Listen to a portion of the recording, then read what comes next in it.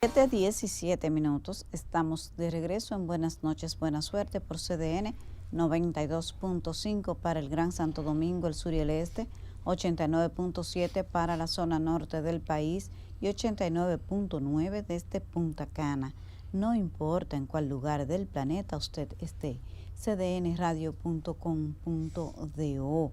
Vamos a conversar con Manolo Pichardo, que es miembro de la dirección política del Partido Fuerza del Pueblo y titular de la Secretaría de Asuntos Internacionales. Buenas noches, Manolo, gracias por venir. Buenas noches, Yanesi. Llegué unos minutos retrasado, pero esta ciudad está intransitable. Que uno de los temas que tiene que presentar soluciones los políticos es el tránsito, sí. Porque yo digo que ese es el tema principal de la gente. Mira, en la casa, en el trabajo, en donde quiera que tú vas, en la calle, en el carro, en el metro. Lo peor es que tú pones a Google Maps y te da un tiempo, pero no lo respeta porque te va aumentando. Ya no se puede confiar en eso. No, porque llego en tanto tiempo, no es verdad. Manolo, aunque yo sé que no es imposible que no hablemos de política a 4 semanas ya prácticamente de las votaciones, realmente la razón fundamental por la que quería traerte hoy a mi programa es para analizar un poco el contexto internacional luego del ataque de Irán a Israel. Mucha gente ha empezado a hablar de la posibilidad de una tercera guerra mundial y como tú eres un gran conocedor de estos temas y titular además de una secretaría de un partido importante como la Fuerza del Pueblo, nos gustaría compartir tu visión sobre esa posibilidad, sobre lo que ha ocurrido, un ataque sin precedentes y que tienen alerta prácticamente a todo el mundo. Mira, yo pienso que ciertamente hay tambores de guerra, de una conflagración mundial. Están dadas las condiciones para que eso ocurra. Lo que se está viendo en Medio Oriente, lo que se está viendo en Eurasia, con Rusia y Ucrania, por un lado, y en la Franja de Gaza con Israel, por otro, que está escalando. Porque recuerda que empezó a haber una tensión y una escalada con primero el ataque de Hamas a Israel, que fue una respuesta a 80 años de tortura. Por un lado, un acto de terror contra los israelíes, y los israelíes respondieron, yo pienso que de manera desproporcionada. Pero pienso que Netanyahu parece que sentía que estaba perdiendo la guerra mediática, ¿verdad?, de la opinión pública mundial, y quiso, con el ataque a la embajada de Irán, donde murieron dos generales y algunas personas del personal consular, lo que procuraba era precisamente una reacción de Irán, porque con la reacción de Irán involucra a otros países, sobre todo a Occidente. Ahí pretendía involucrar a Estados Unidos, pretendía involucrar a Europa, y están de hecho involucrados con declaraciones, ¿no? Mientras tanto, aunque nosotros entendemos que también se involucraron al momento de repeler los drones y los misiles que envió aquella noche, el pasado sábado domingo, que disparó o envió Irán a Israel. Y ya están involucrados porque esas antimisiles no son propios de Israel. Esos fueron los aliados que ayudaron ahí. Ahora está planteándose que Israel responderá. Los iraníes le han pedido a los Estados Unidos que no se involucre en la guerra, porque si se involucran en la guerra ellos van a usar armas que nunca han usado. Bueno, se dice que ya Irán tiene armas nucleares. Sí, una potencia nuclear. Ya se dice, ¿no? Se niega, pero todos los analistas, los especialistas en temas militares afirman que sí, que Irán tiene ya armas nucleares. Nosotros no pensamos que en principio vayan a usarse las guerras nucleares. Siempre este tipo de conflagraciones, este tipo de guerras, empieza con armas convencionales. El tema es que van escalando. Y entonces tenemos dos focos de conflicto, que es ese, donde hay riesgo de armas nucleares, porque Israel es una potencia nuclear. Irán es una potencia nuclear.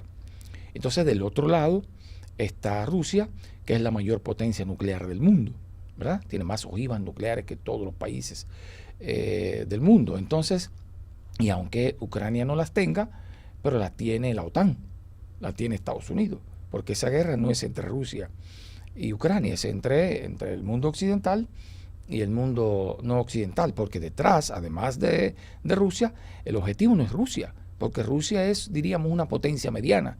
El objetivo es China, que es la amenaza real en términos de poderío económico y en el futuro de poderío militar por el tema de la tecnología y el avance tecnológico chino, que ya están construyendo armamentos de muy alto nivel tecnológico.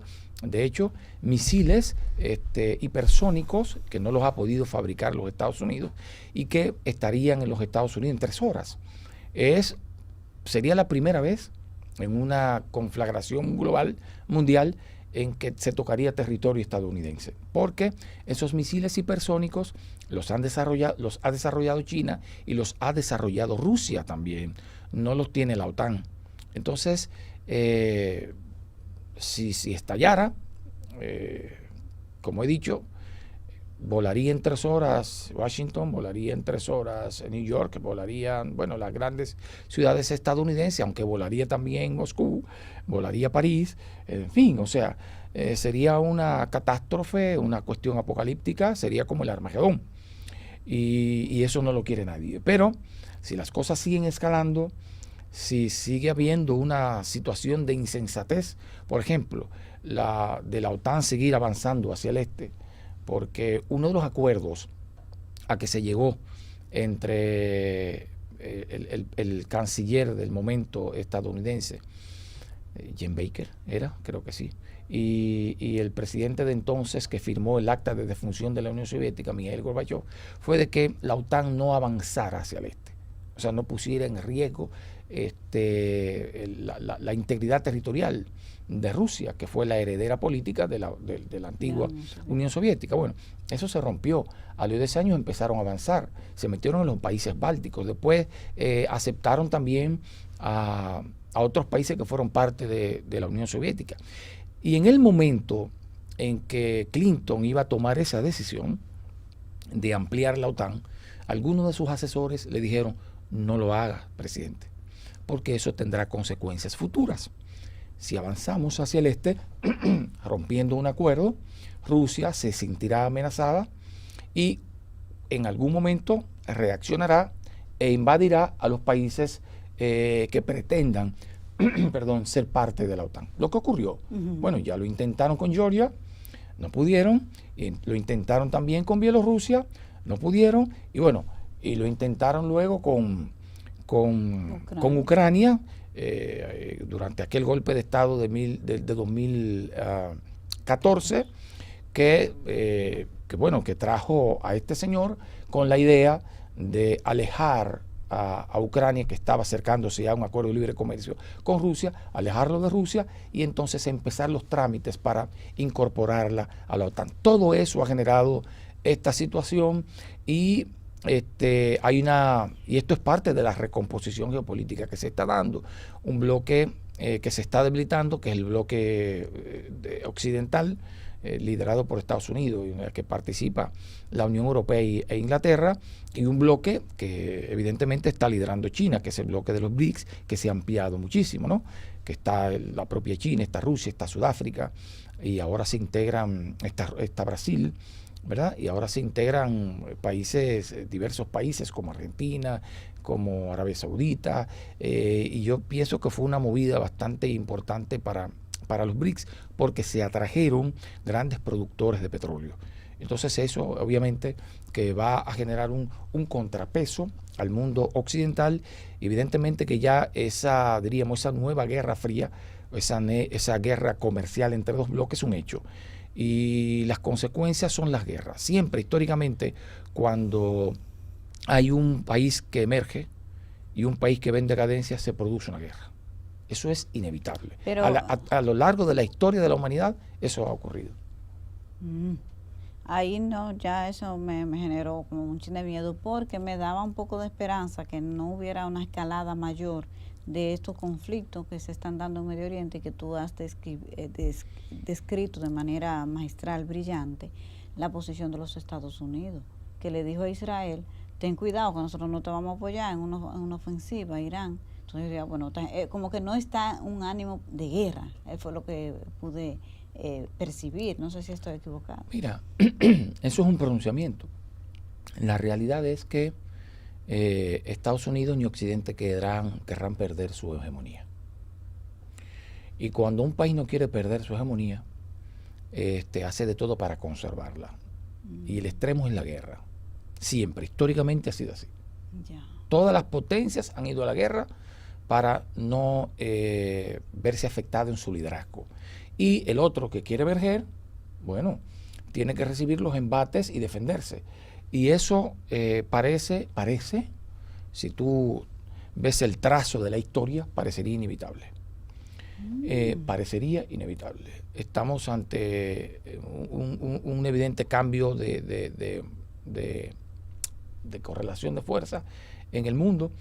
Se plantea que hay ahora mismo un mundo multipolar, pero en medio de esta multipolaridad que existe, hay dos fuerzas hegemónicas. Sí. Por un lado Estados Unidos, que es la primera potencia militar, y por el otro lado está China, que es una potencia, todavía no una potencia militar importante, pero es una potencia nuclear, pero es una gran potencia económica. De hecho, para algunos analistas es la potencia económica más grande del planeta, porque en China es que se produce todo. Sí. Entonces hay algunos analistas que plantean que Estados Unidos se ha convertido en un simple almacén, todo lo compra, todo lo importa, no exporta nada. Entonces es un almacén, se produce en China y se produce en otras partes y compran, sí, almacenan, pero no tienen esa capacidad productiva que tiene China. Y además ese desarrollo brutal que está experimentando China en estos años. Pues tenemos que aterrizar ahora aquí donde nuestros vecinos. Antes de la pausa, Rafa, quisiera dejar la pregunta y que la responda Manolo después de la pausa. Haití. Haití evidentemente se encamina a una situación cada vez peor. Ellos hacen unos amagues, diría yo, de que tienen ahora un consejo de transición. Entonces uno ve que no, la comunidad internacional no termina, anuncia muchísimas cosas, pero no hacen nada en la práctica, en los hechos reales. Hubo una llamada del secretario de Estado de Estados Unidos al presidente Luis Abinader. De esa llamada lo que se ha dicho es que fue para agradecerle por el traslado, por ayudar al traslado del personal y de los ciudadanos estadounidenses que están en el territorio haitiano. Eso dice el gobierno dominicano, que fue para eso nada más. Pero el escueto comunicado del Departamento de Estado de Estados Unidos, que fue el que se encargó de hacer público ese hecho, dice que conversaron sobre las acciones conjuntas que están desarrollando en Haití, y más abajo entonces dice, ahí también le agradecimos tal cosa. Lo de Haití, la amenaza que representa para la República Dominicana y qué podría estar pasando en la práctica con la presión que tiene la República Dominicana internacional para que se le dé una solución dominicana al tema haitiano. Quisiera tratarlo contigo después de la pausa.